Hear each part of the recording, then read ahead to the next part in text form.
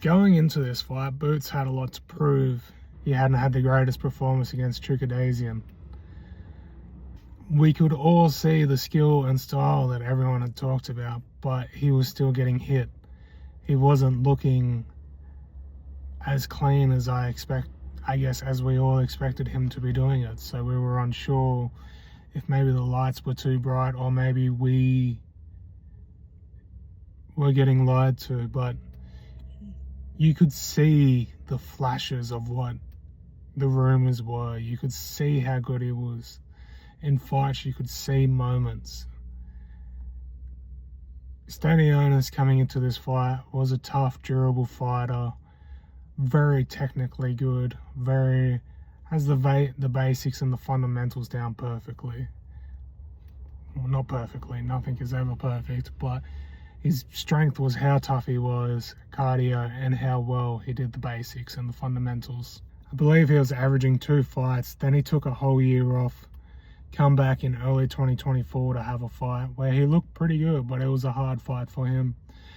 And then from early 2024, he's having this fight early 2025 against Boots. It's hard to see how a not active fighter, or how active they maybe should be, is going to be able to beat Boots. He has a flow and a rhythm that you're going to have to break through being so comfortable of dealing, just being in the ring fighting. Boots looked amazing. I think the IBF taking out, adding the other titles and taking out the IBF rehydration clause really helped him. He had a lot more pop. He seemed to have a lot more, honestly, he just seemed himself. He had more swagger. He had more style in his boxing. I think that he needs to work the jab more. I think he maybe tries to enter gold mode too early, where he's not ready, where he hasn't read their patterns. So he still does get clipped with some big shots. Ennis was doing a very good job of pressuring and keeping with him. And I remember just before in the 5th round, I remember seeing the Boots' stats. He had doubled everything that Ennis had done, and Ennis was hurt.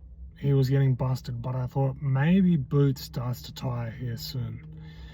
Maybe with half the output, but still the pressure forward, he might be able to turn the fight. But as we know, any little bit of adversity that Ennis tried to put on Boots would throw it back in his face 2-3 times harder. Some of the combos, some of the ways that he was moving, it was beautiful. It's hard to see how anyone beats him when he's in that form. You're really going to have to disrupt him. You're really going to have to break his confidence. When he gets moving,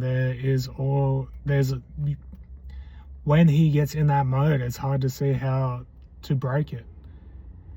I don't know whether it is to the body, because he does get a bit stationary and starts slipping without moving his legs, but it is the moment you do that, then his legs start moving. It's a hard puzzle to figure out, but I definitely want to see it take on Brian Norman Jr. And then honestly from there, Virgil Ortiz, even Madrimov, Terence Crawford will be gone before you get up there. Tim Tszyu, there's so many good fights up there for him to have that will test him and that will bring that competitor out that he says that he needs. And if he's looking for it, the answer is the weight class above. But I think he will unify with Brian Norman first, and nothing's ever conclusion, but I think that is pretty close to in that fight. Ennis from here, I think he's a very good fighter. He's a workhorse. He